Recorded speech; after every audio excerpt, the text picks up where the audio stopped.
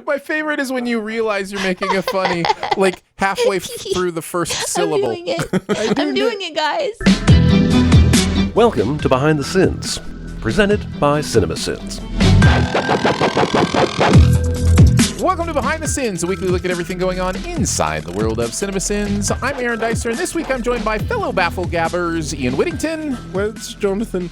And Deneé Hughes. Still not fired. We write for CinemaSins and TV Sins and do various other things inside the CinemaSins universe as well. Yeah, Jonathan has been fired and is no longer with us. Big news. Big news. No, Jonathan is traveling, and one of the nice things about having the four of us is that we can give people weeks off. And so Jonathan has the week off this week. So it'll just be the three of us going over all the Sins world. Is everybody feeling okay? Everybody ready to go? No. Okay, well, then we'll go anyway. Good. Let's get into the SinSide Scoop. What's he building in there? I've got a secret. Pay no attention to that man behind the curtain. This is a true story. We're going to take a look at the stuff from the week, the process of sending the videos, how we felt about the shows, movies, commercials in general. Kicking it off in the commercial Sins world with WeatherTech Superbowl spot, or big game spot is probably the best way to say it. Jeremy Scott doing this one, bringing this one to us. What did you guys think, Ian? I don't know what this commercial is advertising. I can't remember. It's like, I think they just so dumb. Deck out cars in protective gear or something. Yeah, it's to protect cars against the weather with like floor mats and seat protectors. Okay. And the sin was, I can get this shit anywhere. That was really funny. It was one of my favorites. I actually thought it was car insurance. It's not. No, it really isn't. So they just put stuff on your car to make it more comfortable or safer? It's not. I don't think it's either. I don't think it's about comfort or it's mostly about like protecting the floorboards from further so damage. It's exclusively the base of the car. Well, yeah. And mud flaps. Yeah. That's so niche. Yeah, it's very niche. It's basically, they're like, okay, we're going to be the go-to for like when you want to protect your baby, your investment. You know, like you're going to go to WeatherTech because we're going to only part of it. It's like we're only protect your baby's foot. The rest of the baby can get lost. We're only interested in the toes. I mean, I think they focus on, at least the stuff they're focusing on is the main stuff that, you know, gets damaged, like where people put their feet and, you know, put their butts and where the tires kick stuff up. I feel like the bit that you drive into the tree is the bit that is going to get damaged the most. Like Which is why the actual car companies should, you know, protect those parts. But yes. Oh, okay. Don't leave it to someone else. Yeah. Okay. Well, the video was funny. Much better than the actual commercial itself, as usual. I really liked the ending, though. I'm ending your commercial with URL, but also adding the R trademark, like a dick. Yeah. Just Chris's delivery is so great on some of these things. It is. Deneé, what about you? I like this commercial because I think I'm going to remember what it does, which is surprising. Just me then. A lot of times at the end, you're like, I don't even know what this is for. But oddly, and maybe it's because we're sending them, so you're like paying attention more. Right. Mm-hmm. I don't know. WeatherTech makes no sense, though, as a company name. But I'm going to envision the helicopter and the repelling people and throwing in. And I'm like, okay, what is this going to be? What's it going to be? The anticipation is building. It's a floor mat. So I think I might actually remember. Ask me in a year. We'll see if it works. Yeah. I really like the sin. I like to imagine his wife responding like with all the stuff on the. He comes into the house and he's like, oh, our equipment's here, and the sin is like, I would like to imagine that his wife is responding the way that mine would, which is, what the fuck are you talking about? Yeah. You guys mentioned most of the stuff that I would mention. I too, unlike Ian, was pretty clear on what was going on here and will remember it. And that's not always the case. Interesting. Sign of a good commercial. I also think the name is fine. It's in technology to help your car be protected from the weather. But who has weather inside the car? Well, I mean, you know, convertible owners. Who's keeping the top?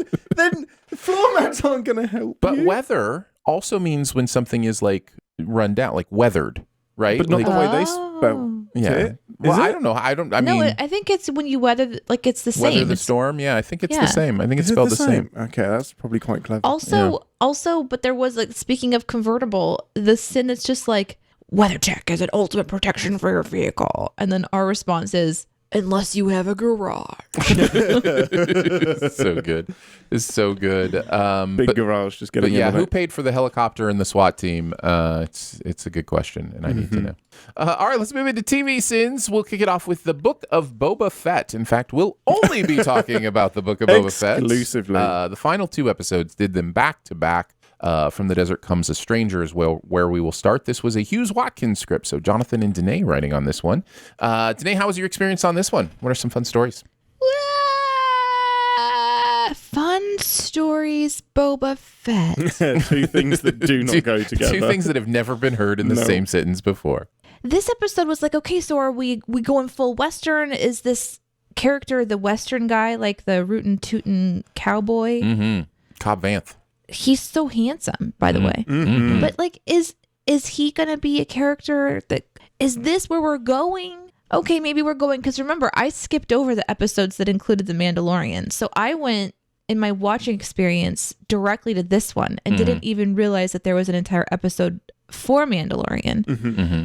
So I'm still trying to figure out. Oh, okay, so we're like, are we saving the small cities? Is that what this is about? And then, of course, when we get to the finale, it's like, what is the point of this show? I still confused. But this one, we're really like leaning more into the spice again, which has been mentioned. But now the rootin' tootin' cowboy stops the spice thing from happening, and then he gets killed. And then there's this new bad guy that's introduced. Mm-hmm. It was just confusing. I just watched Dune as well. So it was really kind of like, all right, what are we Duning here? My favorite is when you realize you're making a funny, like halfway through the first syllable. I'm doing it, guys. So I was really hyper aware of a lot of the similarities with spice and the desert landscape and all that stuff. Yeah. But yeah, I mean, I had been hearing you guys frustratedly talking about how it had been the Mandalorian. So having not watched it, like the eraser sound, like fixing the beginning one, things like that was like me playing off of what you guys were talking about, since I also didn't review them before doing this one. Nice. So yeah, it was a weird one for me. There was some fun stuff in there. I was surprised to see that we were going Grogu, and it was really interesting to see Luke, young Luke, like more predominant. I know that the technology is a little bit off-putting, but it's still so impressive when you consider the alternatives. It's so like good. It really is so good. And it's like when I was reviewing this one, or rather when I was writing on it, Justin walked in and was like, "What are you watching?" Because he hadn't seen it yet. And he was really impressed with what he was looking at. Because like, oh my God, which Star Trek is this? Or so, like, it's like, no, this is Star Wars. Which Star Wars is this? And I had to kind of like, well, do you want me to spoil something for you? Or, oh, no, I'll walk away. So I didn't even get a chance to tell him. And then he eventually watched it. I was really, really impressed with it. I love seeing Grogu and Luke together. That was a really fun thing. Although I don't, and we sin this, of course, but forcing people to watch their story continued in Boba Fett feels wrong to me in a way. So hopefully they'll read some sort of internet blog and realize that they can just hop over and kind of see, the continuation of Grogu's story and the choice that he has to make, which is frogs, of course. Yeah, of course. Always frogs. It was interesting. You try to kind of hit the stuff that needs to be sinned on the show while still having a good time, because you're seeing content that you technically are in. Like I like Star Wars, and I have a good time in that universe whenever I'm allowed to. But Boba Fett's just throwing so much at me. I don't know where I'm supposed to land and enjoy myself. So when we hit back into that Mandalorian feel, and I'm like with Grogu, I was like, yeah, this is fun. Although how it's got to be confusing for him, like the frog buffet. How is he going to get anything else from seeing all these frogs around him except for like he's hungry? Yeah. So if Luke, it just feels like in this one, Luke is just dangling these carrots of chaos in front of him. Rather, maybe he's doing it on purpose. I don't know. But yeah, it was an interesting one. I hope everybody had a good laugh. Oh my goodness, the video's hilarious.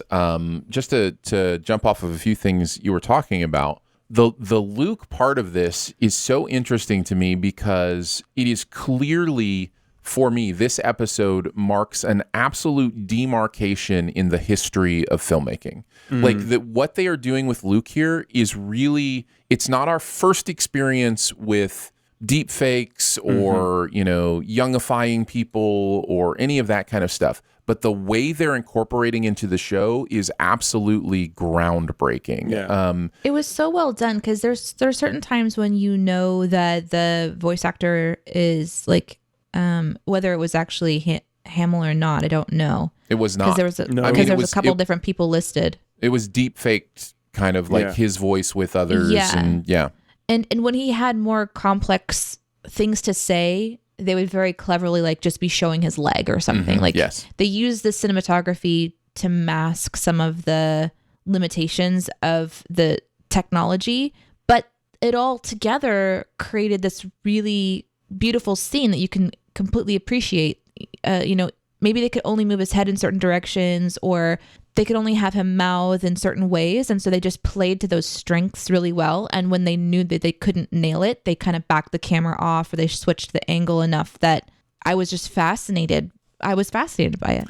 Yeah. And it's the future. It's genuinely one of those things where it's like, okay, now all performers will perform for eternity. At whatever age you want them to, in whatever way you want them to, we will be there very shortly where it will be even harder for a new actor to break in because it's like, well, we're just going to put Harrison Ford in this. 27-year-old Harrison Ford is perfect for this role, or whatever. And so, it's going to be very, very interesting. But you're going to have franchises that are going to utilize young, like think about what Marvel is doing. They're bringing in like a young Hawkeye, and they have her on film from a young age, and if they follow her and they let her age as a character, they can still use that footage from when she was younger, or even the children. There's just so much there that they can then pull from. So it's gonna be interesting to see what they do. They don't even have to pull from that footage from the shows, because actors now are getting full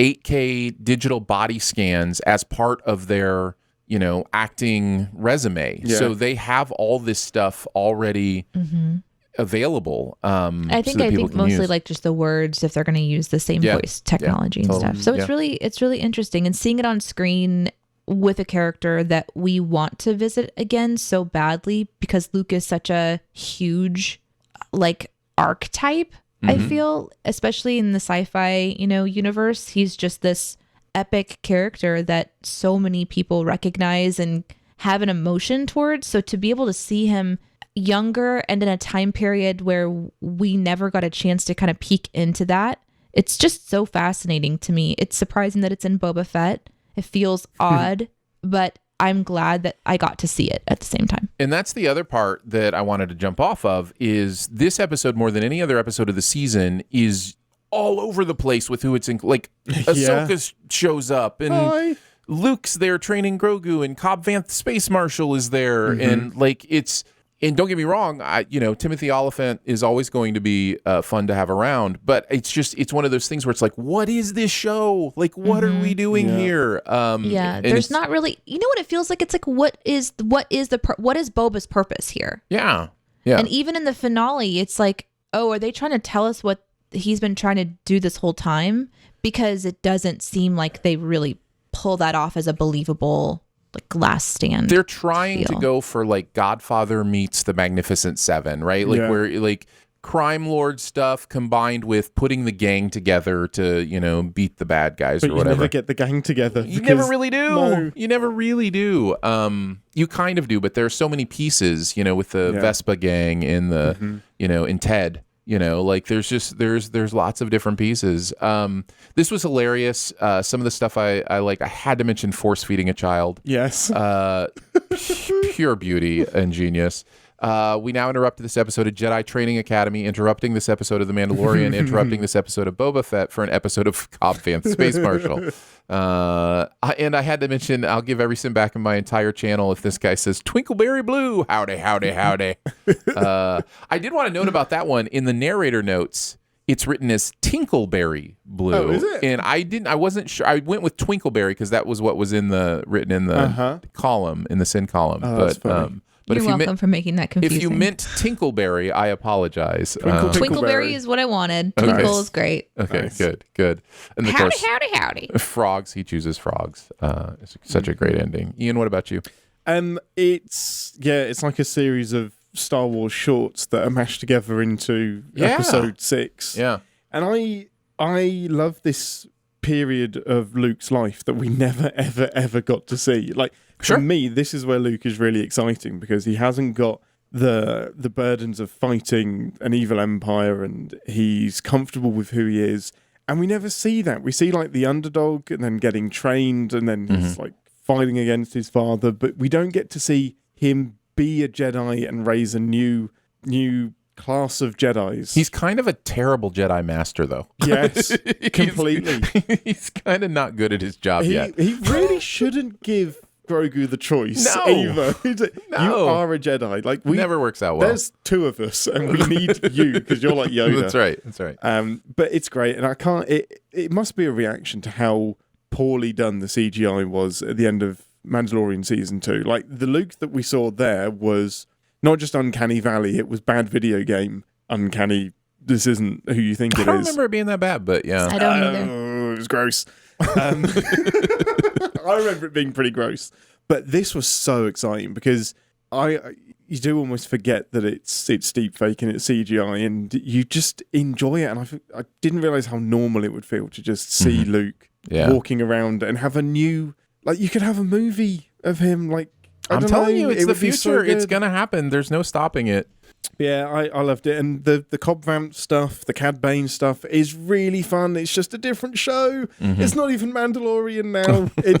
It's almost like Test the Water for different spin-offs, but they kill off in both fairness, of those people. Vanth was in The Mandalorian before this episode. Yeah, just the one episode. That wasn't because he had the Boba Fett armor. But yeah, just baffling to me. And I'm really sad he dies because he's cool. I want that show. He's so great. In terms of the sins, the frog thing, absolutely. The answer is frogs. Always frogs. Always frogs. And I think you mentioned everything else. So the lead-in was, I didn't expect to see you here. And the narrator was just like, well, I didn't expect to see any of you people here. It's such a great turn. It's so great. We can move into the finale then. And I guess I'll start here, and I will send it to you, Deneé, since this was a Hughes Whittington script. By the way, Deneé, what's it feel to write on everything for the week? Yeah, I've been busy.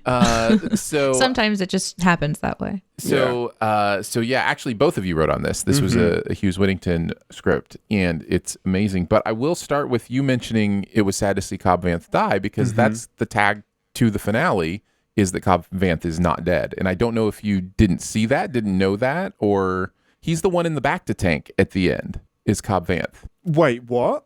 Right? The back-to-tank in the scene, the post-credit scene, Cobb Vanth is healing in the back-to-tank. Oh, I didn't watch the post-credit scene. I probably should have seen that. Deneé, did you see that? Nope. No? Great. Sure did. Cool. So I wanted to mention that, but yeah. Good. Why don't you start us off with some of your thoughts on the process on this one? Well, I don't watch the credits of any TV show, so that's great. That's interesting. I thought it wasn't Ted, because that's Ted's the fine. whole point. Ted's fine. Yeah. Well, because he faked his injury. Is very confused. Wookiees can take a ton of damage. Today I learned. Yeah. Ton of blaster bolts. My God. Yeah. No, it was... so there's a different spin on these videos now, because we know that they're going to be part of a potentially season-long video at some point in the future, perhaps, maybe, or maybe not.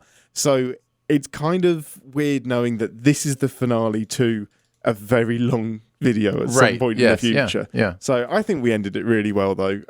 Just jumped straight to the Mickey Mouse. Yeah. Which was just this brilliant man's brilliant mind. Well, I can talk a little bit about that, because it was funny. The sin is great, and the sin is about, this hooded dark figure that's supposed to be Mickey Mouse or whatever. And in my brain, as I'm reading the sin and doing the narration, my brain goes, it'd be really funny for you to do a Mickey Mouse laugh at the end. And so I did. And then I was like, oh, I can do that better. And I spent like 5 or 10 minutes trying to do a better Mickey Mouse laugh and never got there. So that was literally the first take of that sin. It's so sinister. It's great. I love it. But overall, the finale's dumb. This is one of the dumbest finales to a show that I've ever seen, and this is a dumb show. Like, this plan is so contrived. It's so... This entire series is a 90-minute movie stretched into a mini-series with a couple of episodes of Mandalorian chucked in. Yeah. It's we have to have this big battle at the end, but somehow Fennec thinks that having one Wookiee, 2 pigmen, and some teenagers means that all of the possible entries are covered and they are completely safe and secure. And they're arrogant enough to think that they have a gentleman's agreement with the other Gotras that they're not going to get in. Yeah. It's so dumb. They deserve everything they get. It's I don't know if it was trying to be epic, but it isn't even close. And it's great to see Boba and Mando team up, but imagine if, I don't know, Mando could have just turned up and it would have been just as impactful for me. I don't know. I hated it so much, Darren. It's so bad. I just in the townsfolk showing up is supposed to be this big moment, and it's like just not. It's like seven There's of them. 7 of them exactly on a really crappy tank. And it's like the whole point of the episode is like, just wait, they're coming. I believe they're gonna. It's like you think it's gonna be like a Braveheart thing where they all come up over the thing. It's like, hi guys, like the end of the 2 towers, but it's we not. We brought our Volkswagen van. Can we help? It's so dumb. It's just dumb. Deneé, what about you? It does the thing that, I think it's supposed to do, where there's explosions and chaos and there's concern for blowing up a city that they then destroy with the monster at the end. And I think it's giving you things that you're like, yeah, it's like a space battle. This is what we've been waiting for. But when there was so much else happening previously, that's just, I don't know, everything felt really loose to me. I think Boba has just found out he finds out that he murdered a whole bunch of people needlessly in this episode as well. Yeah. And honestly, that just served as a reminder that I think that the stuff with the tribe was my most favorite part of this series, was like Boba learning how to be Boba, like his skill set and his motivations. And we also got to see this really unique peek into the Sand People tribe that I hadn't seen before. And it kind of gave them like history and interest and intrigue. And it made me be like, oh, I've just been sort of like disinterested in this whole group. But here we get to kind of see their fascinating way. It's brutal. And then it's just over. And then there's like this 7 other things that happen and 6 other shows that start. And then they kind of like casually mention that they died by the hands of the other Gotras, I guess. And then there's this sort of like feel I think we're supposed to feel of the manager what was the guy's name? Which one? It's not the manager. The guy of the city. Oh, the mayor? The mayor. Yeah. We go visit him again at the end. They get killed and we send that. I think that was supposed to feel bigger than it was too, like the meeting of the minds. But it didn't feel dangerous because there's so many other things happening. So I think ultimately this is really bad. But it does the stuff that you hope it does. I was really, really thankful. We have another writer that was writing on this script who had a lot of Star Wars experience too. And there were things that they pointed out that I would have totally missed, that I was really glad to be able to hit on, that are, even in the comments. The Wookiee being in the Trandoshan, district, for example. The last place he should be. Last place.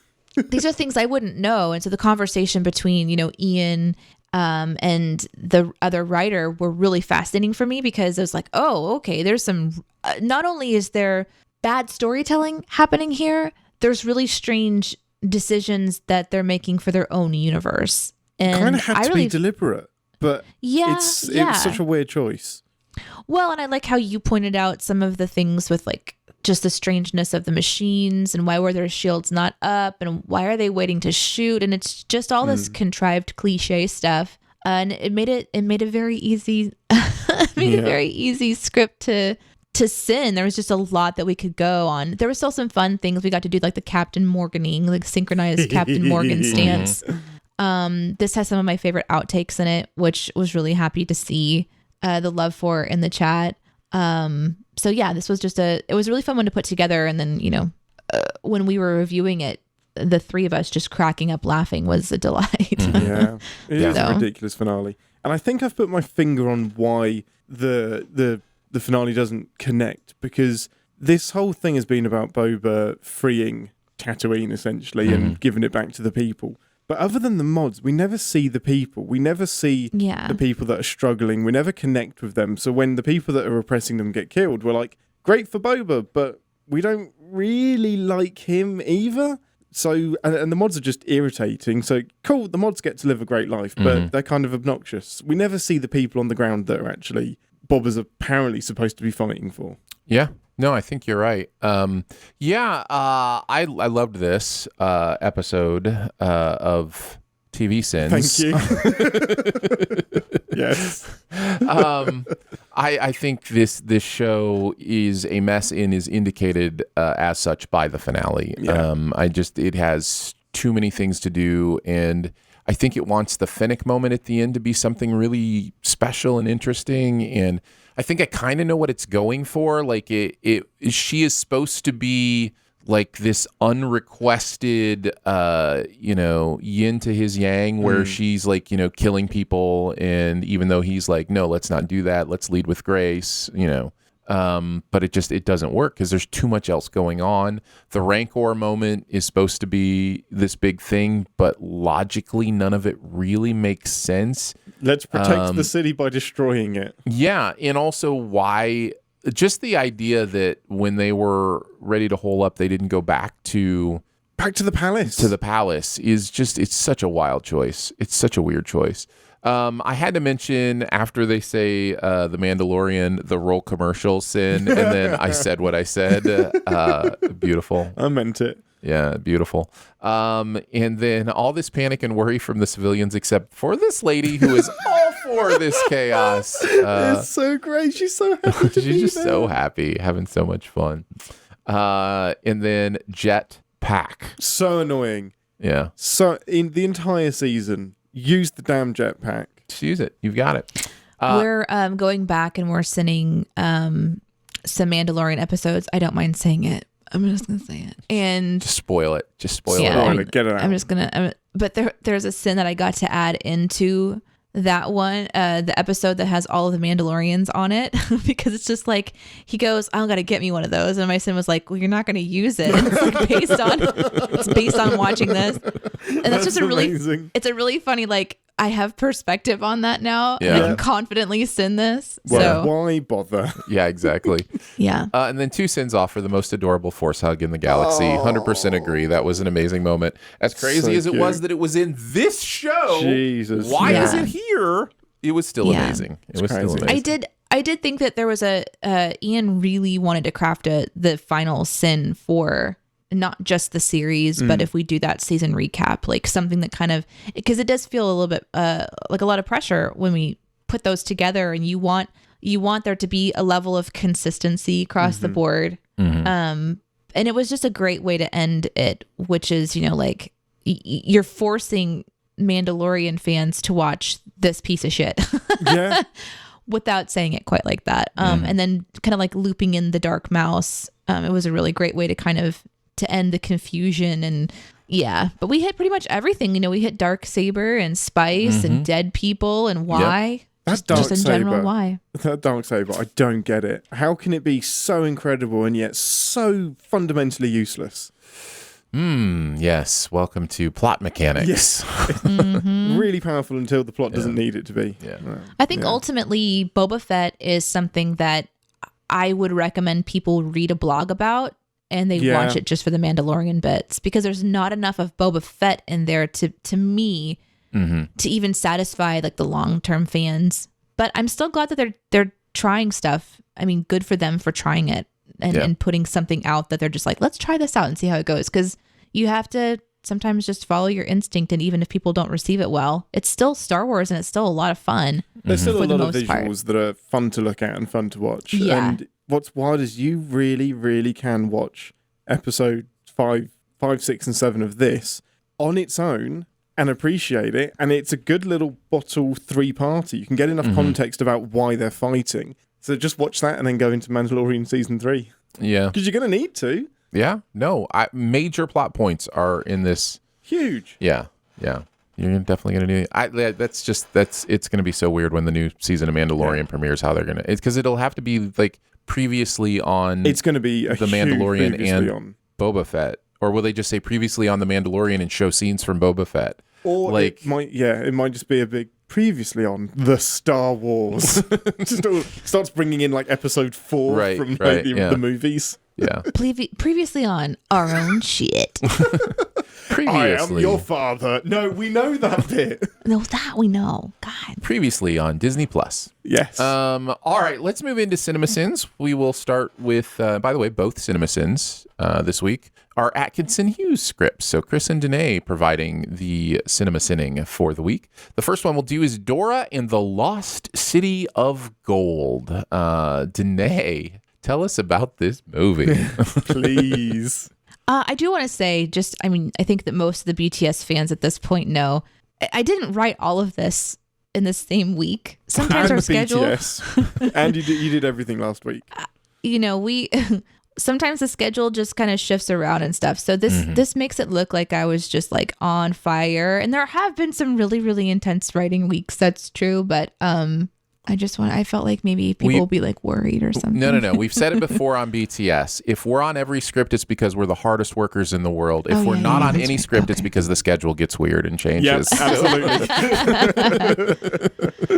Yeah, so I love being assigned movies like this because I can just watch them and have a good time. I'm not like watching something super heavy. I didn't think I was going to enjoy this, but I super liked several parts of it, which was a surprise to me. Yeah, it's fun. And I enjoyed reading the comments too, where a lot of people are like, I went to this movie ready to hate it, and I actually kind of enjoyed myself. And just all the different varieties of essentially that comment of people like myself. So there's something really, really charming about the actor that plays Dora. She's so interesting to me, that sort of relentless optimism and self-awareness at the same time, because they didn't make her clueless about her optimism. They made it a choice for her, which was really interesting, because there's a couple of scenes with her cousin or just with people in general where she's kind of defending her thought process and her way, and her intellect is there on display. But you can mistake this character's intellect for childishness or something because of just how Dora is as a character. But when you make her into a real person, it was just really interesting the few times that you kind of actually saw a glimpse into, I'm really smart, I'm very aware, I also choose to be this happy. And I thought that was a really clever, purposeful decision, because I can kind of relate to that, right? So, however, she should be dead. Much dead. So many times. So many deads. And in a movie like this, where they're taking a kids show and they're turning it into a live action adventure, there's this fine line of like, okay, but what's actually real and what's not? And at first I'm watching it thinking this is firmly planted into our reality. And then a fucking fox shows up and steals a map and they interact with it. So it's just a very like, what is actually happening? Like, what world are we in? So then the question becomes like, at what levels are you suspending your disbelief, belief, any of that? Like, where is my line? Can Dora hop across crocodiles and outrun an angry herd of elephants in this universe? Yeah, I guess so. If she also can survive the falls that she's purposefully taking, and also there's this fox that shouldn't really be real. Then you add in how are we going to get this child and her inexperienced children friend to survive in the jungle to retrieve this map that shouldn't have even been there in the first place and really wasn't all that needed. And it's just fun to pick that stuff apart while also trying to have a good time, of course. So the movie, the things that bothered me about this is sometimes they would like set something up in their universe and then they would immediately like undo it. And one of the biggest complaints for me was that they were the family, Dora, her parents, they're, these explorers or whatever, and they have this sort of moral line about not stealing treasure, but in the first 10 minutes of the movie they steal treasure.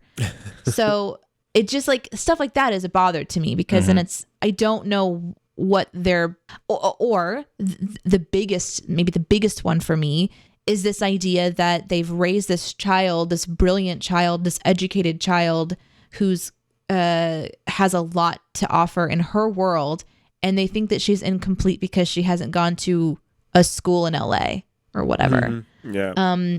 That's a really hard one for me to believe, and they force us to do it. And it's fun to see a fish out of water experience. Those can be really, really fun movies because we're a fish out of water in a way. So it kind of gives us a different way to relate to this incredibly childlike, optimistic, wide-eyed person. However, the family dynamics, the purpose of why they're going to this temple and all that stuff, I don't think that they did the best job setting that up. But it was a really fun one to experience. So I got to sin some things that I don't know that I would have been able to sin before having a kid, which was kind of fun too. Like how pristine their clothing was the entire time really bothered me, not just in the beginning, but like throughout the whole thing. They were like looking good. So that was kind of a fun one to go and I think if I remember, Chris is the one that said that the clothes are made of boogers. Yeah. Like 90% boogers. He kind of took my stuff and kind of tweaked it. I always love working with Chris for that reason. I think I pretty much covered everything except for Poo Shovel. Yeah, that was a bold conversation, wasn't it? Yeah. I think this movie is kind of good. It's really fun. It's very self-aware, which when you're going to do a movie like this, I think you have to do. And I rather enjoyed it. I agree that the actor at the center of it is really good.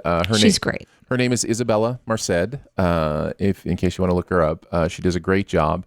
There's moments like where she does the Dora thing and breaks the fourth wall, and the people around her like, what is going on here? Like that it's willing to take those things semi-seriously for jokes, I think is really fun. The video itself is amazing. I really loved the survived this montage that we did. Thank you. That was a lot of fun. I like when we can put a little twist on those kind of things. Yeah, we try to do things in different ways, right? Like sometimes it's like, oh, is this a bonus round? Or is like, what can we do here? Do we just have Dora survives this like 15 times in one script? And then it was like, well, let's just go ahead and do it and get it out of the way. And the choice to sort of preview all these other moments that we considered to be a survive this thing, that was just a different kind of approach to it. And it did feel fun because it's kind of like we almost went out of order, which we don't normally play with that format. Pulled from things that were going to be later, and I like it when we can do that kind of thing. I really appreciated the observation about Dora would probably be instantly popular with at least 33% of this school, but this movie's going to make it seem like nobody likes her because she's super unusual. It's like she's all that without the glasses. That was Chris's observation, and a really, really good one. I love that kind of stuff because to me, there's this really beautiful, I know it annoys some people, but there's this really beautiful thing we can do in these videos where we can intersperse like truth that's worth thinking about, you know, amongst all the absolute trolley jokes and who we are. And I know that annoys some people, and I'm sorry that you can't find more joy in your life, but this, that makes us critics. Yeah, apparently it does. But for us, it's really fun we see it in a bit like stand-up comedy, and you'll see that same kind of thing in stand-up comedy. They'll make jokes, they'll be over the top, they'll exaggerate things, and then they'll just kind of put a little truth in there, and you're like, oh, I never thought of it that way. And I just like, because movies do this thing where it's like, you know, oh, they're such an outcast, and it doesn't have to be that way. So it plays into the fear of being new, and it plays into the fear of not having friends. And I like that Dora wasn't altered by that. Right. You know, like at one point in time, her cousin takes the headband off and says, I'm doing this for your own good and for mine as well. And like fluffs up her hair. It's so and like creepy. Tries to and I mean, obviously I'm triggered watching it, like, dude, really? But then she's just like puts it back on, and it's like it becomes she kind of gets to be the symbol to anyone who is relating to that outcast character of sort of just moving beyond it, which instead of like getting really caught up in where do I belong, she's just like, I'm myself. She's sort of unapologetic that way, and I really liked that character. Yeah. Ian, what about you? this could have drifted so closely into, I must be more normal and I must conform. And then in the finale, maybe get back to, no, I'm happy with who I am. But by that point, you've spent most of the movie with a character trying to change who they are. So I'm so glad that from the Sins video, it looks like she's stuck with it. Because I have not seen this movie. And this falls into the same bucket as Surf's Up. Of products and IPs that were ruined for me by Toys R Us. This was a period where Dora the Explorer was really, really big. And we didn't have any of the Dora films playing at the time. But on there was these little tiny TV screens that were in with the products, and they would just play the same "Get This Dora-mobile" trailer over and over again. So I don't know that I could sit through a full Dora film. Although I loved that it was a bit self-referential and who is she talking to when she starts randomly speaking in Spanish? She's both like in her own world and also changing the world at the same time.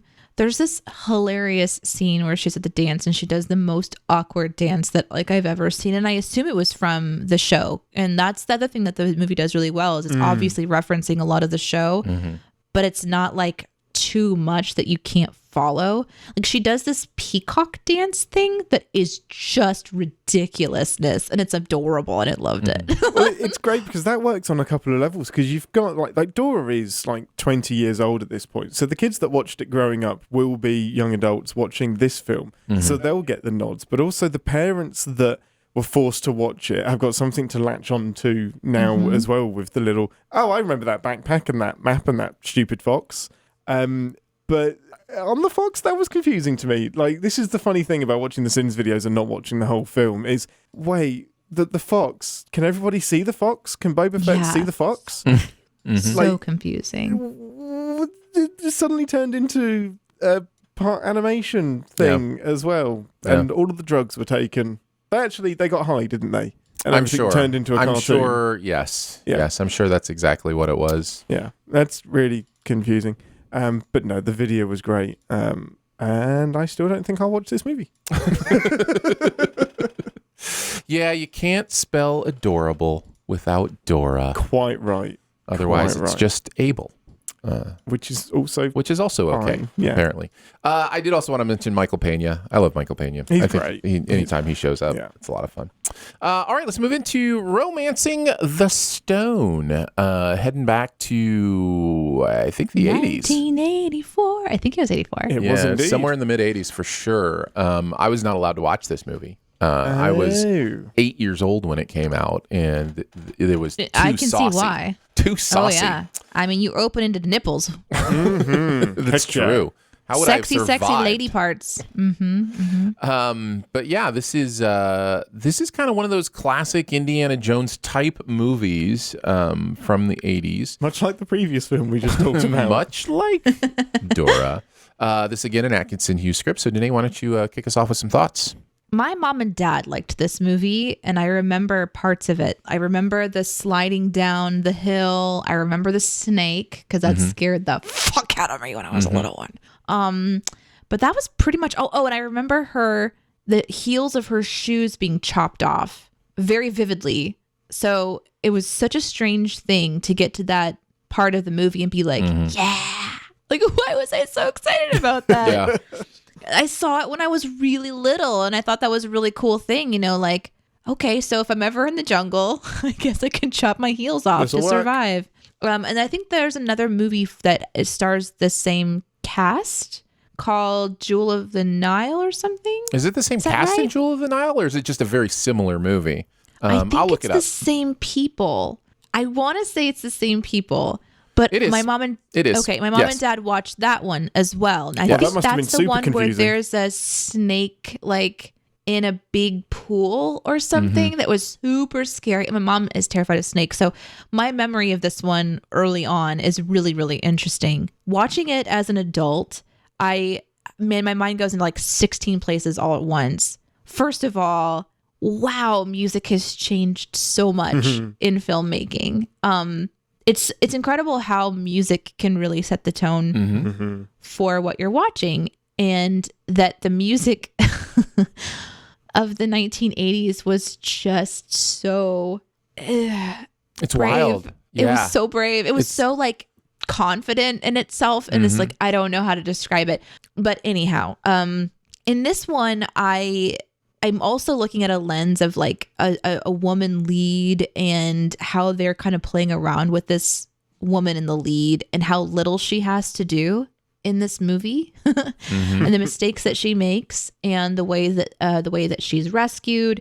It was a very strange film. I was actually considering sinning that I never saw them eat food. Because like she opened up her refrigerator and it was just entirely empty. So we only see her like drink alcohol this entire movie.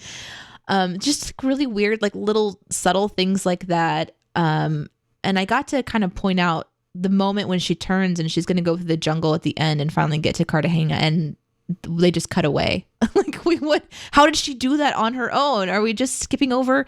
And when you think about this character, she lives in New York in a really nice apartment all on her own. She's an incredibly successful author, but they just sort of like, you know, and they put her in another fish out of water experience. Obviously, how does she know how to survive in the jungle? She's going to need help. It makes sense that she's like really out of her element. But they wink and nod a little bit to her being, you know, getting sick when she even goes shopping and things like that. So maybe she's just scared of everything. But it didn't go too far into a lot of the cliches, like not enough to really trigger me too much. And I kind of got to hit on a couple of them, and so did Chris. Like when Jack, is it Jack? Mm-hmm. No. Yes. Yeah. I think it is Jack. Jack and Joan. When Jack blames her for like coming up to the big gorge, and he's like, lady, you're a jinx. And the sin is like, he boldly screams at her after he confidently led the way this entire time. So there's like little things we could kind of jab at the kind of the way that it was designed. But to me, it wasn't too offensive. Like the entire film wasn't too offensive. This is, you know, somebody getting lost in the jungle and having to save her sister. And it's a romance, Western, adventure, treasure, mystery movie. Exactly right. And that was really interesting too. And I'm glad we kind of got to sin like, oh, now this has turned into a Rambo film. Something you guys won't know is I actually did a bonus round for this one where I counted up every single gunshot in this entire movie. Wow. That's impressive. And when we put it together, we were in a pretty big rush at the time. And so we didn't have a chance to go in and refine it. And so as it was, it just didn't work. As a bonus round? Yeah. In my head, if we would have had maybe like another chance to sort of go in for round 2 of it, but it was 420 estimated gunshots. Wow. And the question really became, does somebody want to hear that?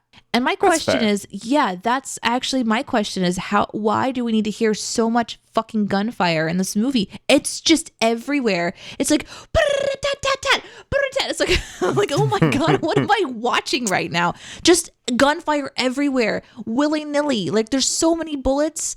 Bullets are endless. They don't even ever like really reload their guns. It's just constant bullets. And I found that to be a little bit shocking. We did a bonus round on Walking Dead, one of the first Walking Dead videos of all the gunshots, and we did it like a video game. And instead of like the coin ding, it was like how in video games are like on fire, amazing, triple kill. Yeah, I loved Chris kind of points out at the very beginning, like this isn't a romance novel; it's a country song, and that was so funny to me. Because it just there's so much like little. It's such an interesting film. I didn't mind it too much. I would watch it again. It's nothing that was like painful. It's just a simple wild one that definitely falls apart if you start asking questions. I have no idea what this movie is. I've never seen it. It's one of those films that's in pop culture. So when I saw Romancing the Stone on the schedule, I was like, I'm aware of that. But it could have been Peach Dragon for all I knew. Like I was expecting something about a magical been a weird stone. name for Peach Dragon, but sure, why not? But what's it? Never-ending Story is what I was expecting for some reason. I wasn't expecting. I can see that. There could be a fantasy element to Romancing the Stone. Yeah, I was sure. convinced this was a fantasy film, but it is not. It is Michael Douglas, and it is him being very sweaty and Indiana Jonesy and Stony. It was interesting. I still don't really know what happens in the film. Okay, so let me do like a little bit of a quick synopsis for you. So Please, thank Joan you. is a novelist. Yep. She's a romance novelist, and she's single. And I think the idea is that she has this idea in her head of like a guy that she's interested in, and it's kind of the lead character of her books that she's been writing. And she writes these, Western style, like save the girl sort of vibe. Although she has a strong female lead as well in her books. So her sister lives in Mexico, and essentially she gets like something in the mail, which is a map, and she's basically found out that her sister's husband was murdered and chopped up, and her sister is like trying to like get back home or something. Before he died, the brother-in-law sent Joan this map. And so the sister calls up and she's like, did you get something in the mail? Because I have been captured by these people and you need to bring this map to us to save me. And rather than just send it in the mail, by the way. Yeah. And so she travels there to deliver this map so that she can save her sister. And then along the way, she meets this guy, Jack, who kind of has that adventure, fills that sort of role of like this guy. So she starts to like his company and he starts to like her company as well. They decide to find the treasure rather than give it the map to the bad guys. They decide to go and get the treasure first. And so they do that for themselves as collateral, just in case. To kind of complicate the story a little bit. So there was no time limit on saving the person. They did, but they happened to be in the same area that was on the map. So they're like, we're already here. Let's so just the bad go. guys gave them a big enough window to get the treasure and not just take the map. Okay, cool. Yeah. Good. Yeah. So there's the bad guys and then there's the super bad guys. And then so there's like two kind of factions that are coming at this, and then they all get together at the end, and then there's like this big battle, and he jumps into the water to go after the alligator that ate the gem that they found at the treasure. And she goes back home. And then the end of the movie is him coming with like nice clothes and this boat that he's always wanted, and like comes to collect her because he obviously found the gem because he's wearing the boots of the dead animal, the dead alligator. And that's how it ends. Yeah. So two things. This feels like Indiana Jones mixed with Pretty Woman. Okay. Yeah. And it also describes Dora the Explorer. Almost exactly. I don't know which film we just watched. I just don't remember Dora wearing Swiper as boots. Oh, man, she should have done that would just be great. Little fur boot. Been great. Of course, Boots is actually a character in Dora the Explorer. It is. So It is. That would have been weird. Yeah, cool. I still don't get the film, but I love the Sins video. It's not often you get a gerrymandering Sin. Gerrymandering Texas in your spare time was incredible. Of course, I love the Sub Rosa reference as well with all of the candling. And I only know about that because of the Captain's Pod podcast. heck yeah. So I loved hearing that. I know you want to mention this as well, Deneé. I can't hurt my pig, but fuck this chicken. Fuck it right up. That poor chicken that just gets eaten by the tire. Was so uncomfortable to watch. Once I realized that they just rolled over a chicken, I was like, oh my God. Well, I don't think they realised. Like, I really don't think they thought that chicken was in the shot. So screw the cameraman or camera person for not saying, chicken. Just, no, run it down. Live animals just running around. Yeah. Prolapsing the stone was incredible. And so begins the scene that turns this romance novel set in the jungle, set in a Western, into a Rambo film, which just apparently sums up the whole film. Yes. I love it. Into Cobb Vanth Space Marshal. Yeah. Three very similar bits of content covered this week. Yeah, right. I just watched this movie for the first time this year. Nice. And it was not in relation to the sinning of the movie. It was just on I'm in the middle of the 80s on my catch-up list. And so, I just happened to watch this one. It's fine. It's like, you're never, I shouldn't say never. You're very rarely going to go wrong watching Michael Douglas. He is charisma on screen, just like he's fun to watch. Kathleen Turner is great in this.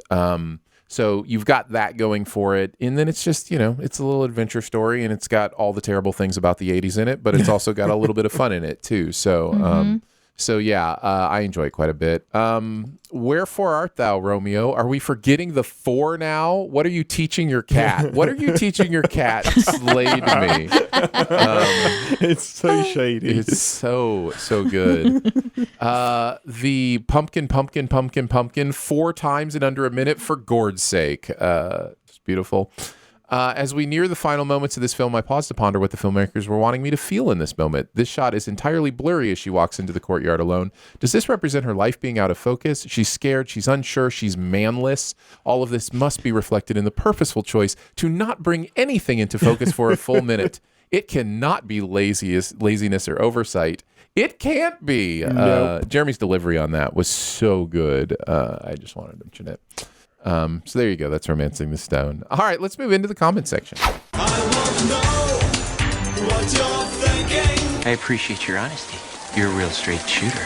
You are the ones who are the ball lickers. We're each going to pick a comment from the week's content in the various places that you reach out: Discord, YouTube, Reddit, etc. Who wants to go first? I think Ian's got a grin on his face that says, I want to go first, Aaron. Pick me. I have one that's it might be one of my favourite comments because I didn't know where it was going until the last line. Okay. And it was on Romancing the Stone. A lovely individual called Maggie Stinnett who said, "Oh my God, I never thought you would do this film, but I'm so happy you did. My mum loves this movie, and now I get to show her this and ruin it for her." I saw that one. Great. I'm like, oh, this is a lovely comment. They're going to bond over. Oh no, you're a horrible person. It's amazing. In one of the Boba videos, Andrew says, my headcanon is that when Luke presents Grogu the choice of the mail or the lightsaber, Grogu just immediately goes over to the mail. Then Luke starts pleading for him to think about it. That or Obi-Wan shows up, smacks him on the head, and tells him about Sith and absolutes. Just a beautiful way to express what we were talking about earlier. Deneé, what about you? Mine is also from Romancing the Stone from John Lind, who says, excuse me, Jeremy, but cats don't have owners, they have staff. Get it right, please. Yes. Nice. Yes. I really enjoyed true. that. Very, very Jeremy true. would know that very well. All right, let's move into nitpicking the nitpickers of the nitpickers. But we wouldn't want to nitpick, right, Danny? Pick a little, talk a little, pick a little, talk a little, cheep, cheep, cheep, talk a lot, pick a little more. Actually. Oops. What do you mean, oops? Missed it by that much. Am I just going to nitpick everyone until they leave me? Ian takes a look at some actuallys from the comments, and we decide together if the commenter was green, yellow, or red, or maybe chartreuse. Ian, what are the nitpicks of the nitpickers today? Okay, so we have 2 this week. They are both, unsurprisingly, from Boba Fett, because I don't think anybody understands Romancing the Stone enough to critique us on what we said. Right, Deneé, you have watched enough Star Trek now. You have seen enough deflector shields, regular shields, portable communicator shields. A few people in the comments said that my sin on how the shields work on the big mech droid things was wrong. So I argued that it doesn't make sense that the Sarlacc, not Sarlacc, the other thing, the other generic The Star Rancor? Wars thing, the Rancor, when it punches it, it seems to push the droid away. Like, I feel like it should either destroy the shield somehow or punch through it or just stop dead. It's weird that enough force was able to roll the droid away as if it is anchored to one point. Right, there's some sort of kinetic gel inside of it. Yeah. So some people argued that, well, maybe... I don't know what they're arguing still. I don't know how you argue against this, but they're saying that... Well, you could have actually just read a comment of somebody arguing against it. Hang on a minute. No, I do. Sorry. There was lots of difference. The droid doesn't move when the shield moves. Enough force would cause the shield to smash into the droid, causing more problems than the droid just being knocked around. So they're saying that the shield would move regardless and then damage the droid by collapsing in on the droid. How do you think shields should work, people? I need help. Well, we are dealing with a fictional technology, and that does make it difficult and probably inherently argumentative because it is fictional technology. It can work however the writer wants it to work. So there could be a kinetic connection between the shield and the object that is projecting the shield. Yeah. In the same way that if it were an actual physical, like one of those bubbles that you stand in, if somebody hits that bubble, it's going to move you inside the bubble, just because it's, you're holding on to the edges of the bubble or whatever. So there could be some sort of connection there, but yeah. So It's probably argumentative. I'd probably go yellow on this one. Deneé, what do you think? Sure. Right. Everybody has an imagination, right? And maybe it's been explained somewhere, but I liked this sin because it points out that there are questionable things to think about. Yes, and I like that. I think that it's important to look at content like this and go, how does this shield actually work? Mm-hmm. Because I hadn't thought about that before. If you're standing and you've got like a dome shield around you and someone's shooting it, it's not like every time it shoots that you're going to move to the back of the shield. You're just in the shield and you can kind of like run around. You probably shouldn't flinch. So you wouldn't be flinching because you're in a shield. But if someone is able to push that back, at some point maybe inside of it you would move. But the way that it looked on screen to me is that it moved based on the impact, which meant that somehow they were connected, in which case it visually didn't seem to make sense to me. So I am going to go whatever color says that we're right. Okay. Green. That would be green. Yep. Wait, no, the comment is red. Correct. Good. Okay, the next one is a bit silly. The sin was, why would you ever have a bipedal droid? Right. Especially on a sand planet. What's the point? However, a gonk droid is a battery droid. He's bipedal because there are such thing as stairs. First of all, thank you for gendering my droid. Second of all, what? You are so offended right now. It's amazing. What does the fact that it's a battery droid have to do with it going upstairs? And how its legs are not great for going upstairs? Make it hover. Like, we have the hover speeder bike things. I think nitpicking the nitpickers today has turned into Ian getting defensive about his own sins. Yes, I was going to say the same thing. Well, everything else was great, but no, you are absolutely correct. This comment doesn't really touch on anything that would disprove what the original heart of the Sid was, which is, listen, guys, we're on a sand planet. You can invent your bipedal droids for other places, but this is not the best place for them. They can do so much. That's all for this week. I'm going to go to bed and grouchy. All right. Let's move into a new segment. We are getting ready to hand the reins over to Deneé Hughes in a segment that I have tentatively titled, until we come up with a better title, Neé-play. What? Ta-da! Because it's Deneé. Neé-play. Nice. Who puts her in charge? I did. There is no plan B. How did we get here? I should embrace the chaos. That makes no sense. I do what I want. I regret nothing. Listen. I want to unleash my chaos somewhere. That's right. I don't have my own podcast, so we're going to try it out here. So today I had a lot of different ideas. I thought about randomly calling people and putting them on the spot, but that's just maybe something that I should record in advance just in case things go really bad. Goes terribly wrong. Yeah.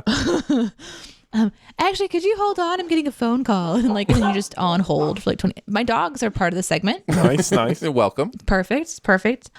So today I thought I would just be like, you know what? What's something random I can do that just sort of forces my fellow coworkers to join me in my chaos a little bit. So I messaged Chris this morning. Oh, no.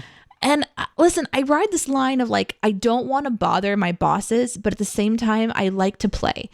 So what's a good way to start that? So I just was like, hey, can you please describe an animal in 5 words? And I'm just going to attempt to guess what it is. Because I thought that was kind of an easy sort of thing.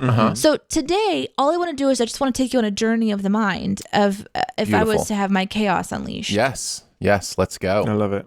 Okay, so here's what happened. He says brown. Well, actually, hold on a second.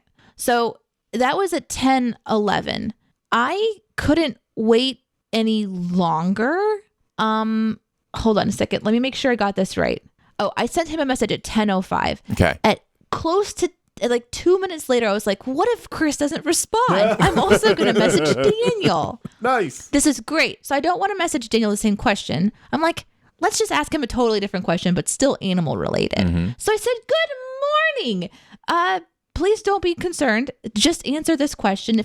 If you were to describe me as an animal, what would it be? No. Oh, okay. All right. This is a different question than you asked Chris. But still animal related. But animal related, yes. Right, of course. So, Dicer, how would you answer this question? If I were to describe you as an animal, what would it be? Or am I picking an animal, or am I describing you as an animal? I mean, you know me. I've got a picture of it. I'm a chaotic cat. You're a chaotic cat. You're fur. Yeah, totally. Ian, do you agree with that? You're the fox from Dora the Explorer. Fuck you. All right. We don't know what reality she's in. Super. So this is like super putting Daniel on the spot because Daniel's new, right? Yeah. So he takes a few minutes. I'm starting to panic a little bit more. So I'm like, you know what? I'm going to message Jeremy. Oh no. This is perfect. This is the best idea ever. I love Neé-play already. It's great. Amazing. But I'm like, I also haven't followed the same rhythm, right? Like I need to do something because I can't ask the same question. So I just messaged Jeremy and I say, quick, name an animal. Meanwhile, Chris writes back. Oh, yeah. Chris says brown. Oh, okay. All right. And I'm like, okay, we got an answer. But Daniel also messages me back and he says a quokka. A quokka? Quokka. And I've never heard of a quokka. Does it start with a K? Quokka. Can I look it up? Do you mind if I look it up? No, 100%. I think everyone. That is the most Daniel answer in the world.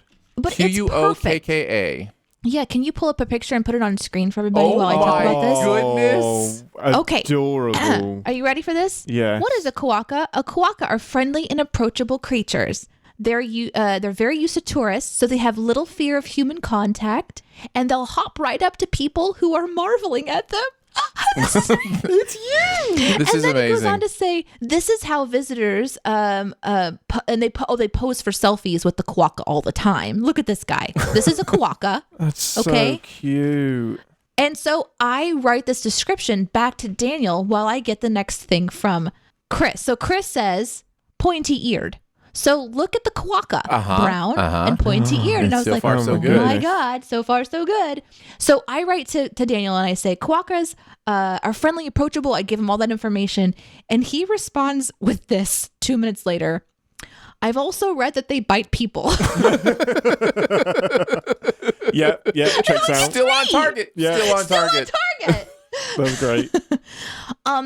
So they are marsupial. I believe they have a pocket. And Chris also says pocket next. And I was like, what is happening? That's wild that they were both in the marsupial town. That's crazy. That's crazy. Meanwhile, incredible. we still have Jeremy on the line, who I have messaged this crazy thing to. Quick, I say, name an animal. And I write, any animal will do. I'm freaking out. What if he says kangaroo? What if he says quokka? He goes woodpecker, which is fine. Jeremy, damn it. It's fine. So then, of course, the next thing to do is there a quokka woodpecker mashup online somewhere? So this begins my Google searching. So the next things to happen while I'm waiting on Chris's next one. First of all, there isn't. No, that's not. No. There isn't one, but there are a lot of hybrid woodpeckers. I did learn a little bit about hybrid woodpeckers. This is very much like keeping tabs all of a sudden. But then I thought, okay, so in this segment, what would you want me to do? And I feel like the answer is to buy a kangaroo costume at this point, because at this point, Chris gets together and he says he gets the last ones. So his are brown pointy-eared pocket, and then jumpy is his last one. Yes. So quokkas are also jumpy, and I thought, was it a quokka? And he said, I have never heard of this animal, but it looks cute as hell. So he also was able to look it up. There aren't quokka costumes that I could find quickly, but there are a lot of varieties of kangaroo costumes. So that was something I was like, well, maybe I should buy a quokka kangaroo costume. A quokka And then I thought, no. I'm going to look up and see if there's a kangaroo quokka experience. And that's when I learned about Kangaroo Island, which most people know about. But there is an entire population of kangaroo on this island, and you can go there. And there's all these different regions, and you can explore this beautiful land and see kangaroos in the wild. Amazing. Which are very dangerous, by the way. Yeah, they are. And also, it looks like it takes a lot to get to this island.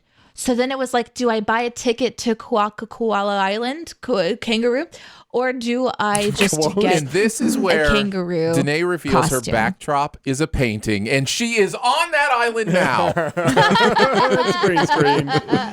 Oh, wow. and that was the chaos of my search before we started our show today. Oh, that's amazing. We need that animal on the front of the t-shirt, and then that definition on the back for you to wear at SinWeek. Yeah.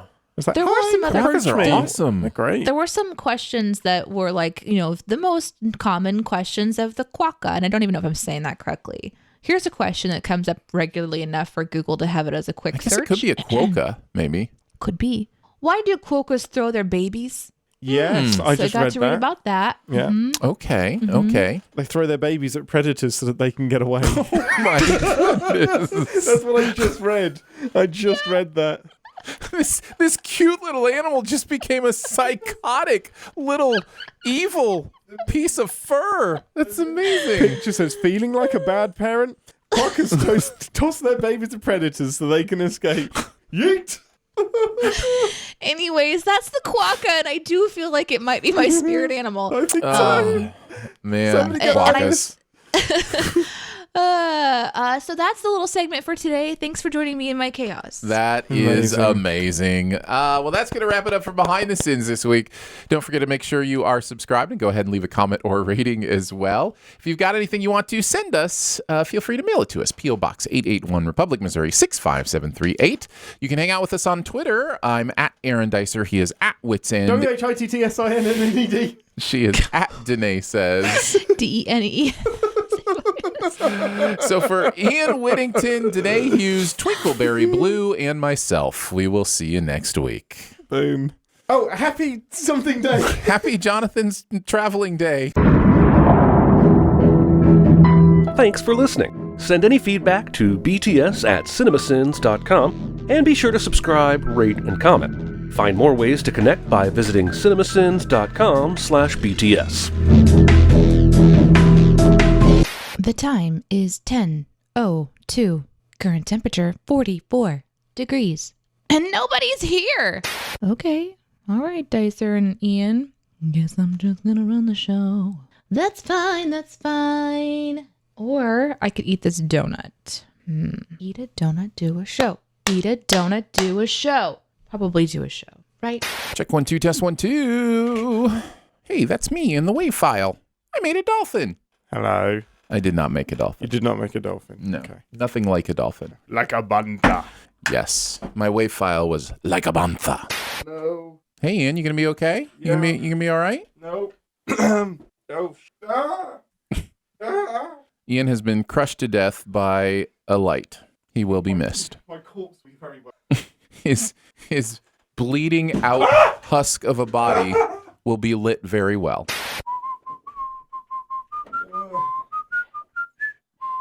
Browntown. No Browntown.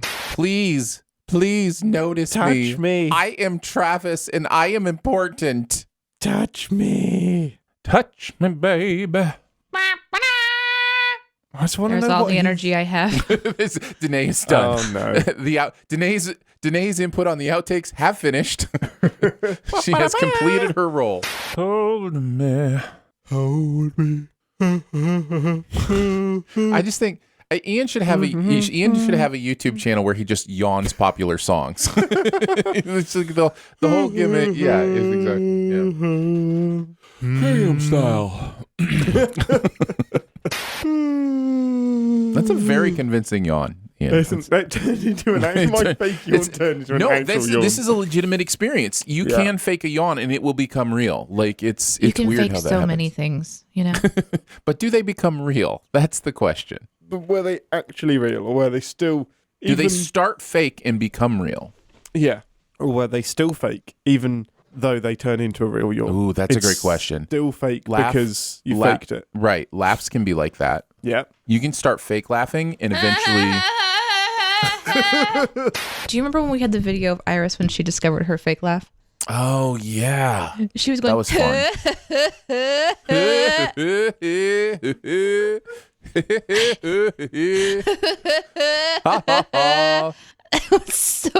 It was so awkward. There's somebody on TikTok that can do a laugh without moving their face, and it's the creepiest damn thing.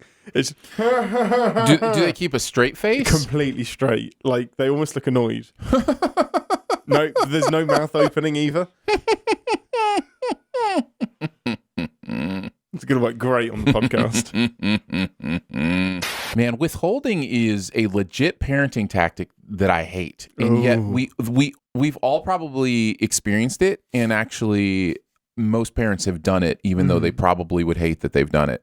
It's such a weird thing where you're like, you don't want your child to know that you feel good about them right now. They need to know that you're angry at them. Like, they need to know, like, it's just such a normal human thing. Like, I don't want to give you my love right now because I'm angry at you. Yeah, but if you raise them properly, they never make a mistake, and you never have to do that, Aaron. Withholding definitely has a negative connotation because usually it's in reference to like long-term withholding, you know, like, and to get your way. Like, selfish withholding is different than I'm having an emotional moment. Are we talking about taxes? Wait, what? Are we? Are we? I mean, withholding is used in tax terminology, but yeah, suddenly I'm just afraid of taxes again. Yeah. Anyway, you were saying? I think that was it. Yep, I think we're good.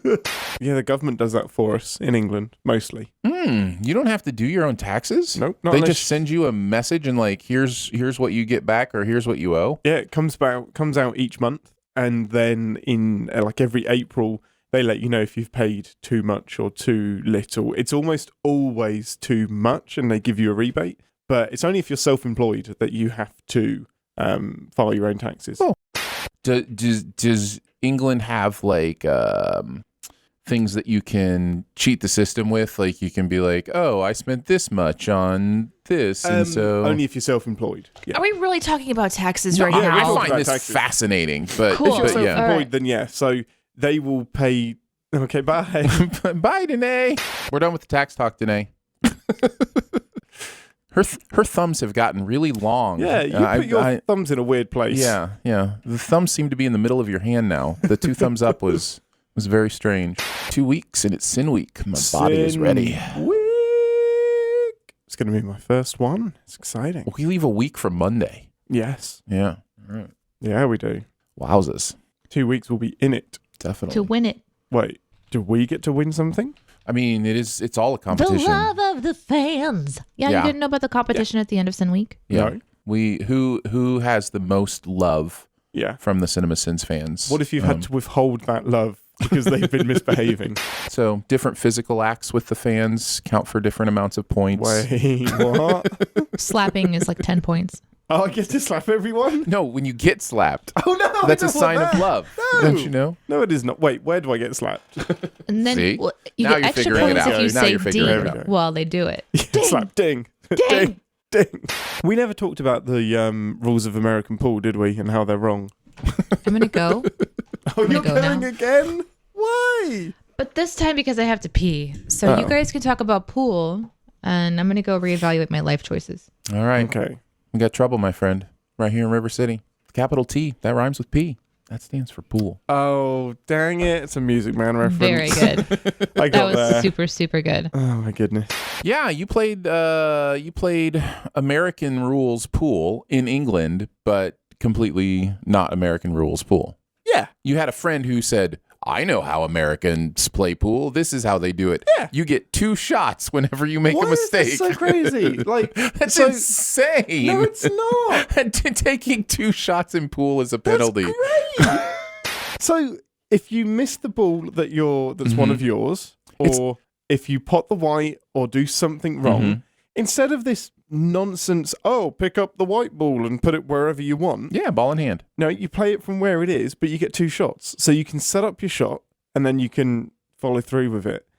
What happens when you pot the white, as you said? Do you just get to put it anywhere? No. So then it goes back to the D at the opposite end of the table, and you have to play in that. And you can't play backwards. You have to play down the table. Mm-hmm. Yeah. Yeah. Do you still get 2 shots? Yeah, you still get 2 shots. So crazy. I think your friend may have like been incorporating basketball rules into pool, like free throws. Like you get 2 free throws when you get fouled in basketball. No, he wasn't. He's not. I don't think he's into Kevin. If you're listening, are you also into basketball? You should just play by our rules.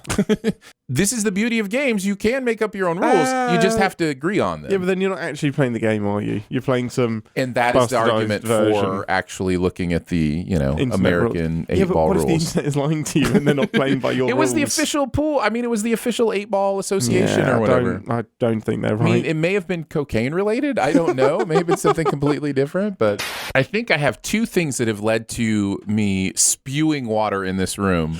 Both with me. Both with present. you. I've done it twice recently. And the two things are, number one, I've forgotten how to drink. Yes.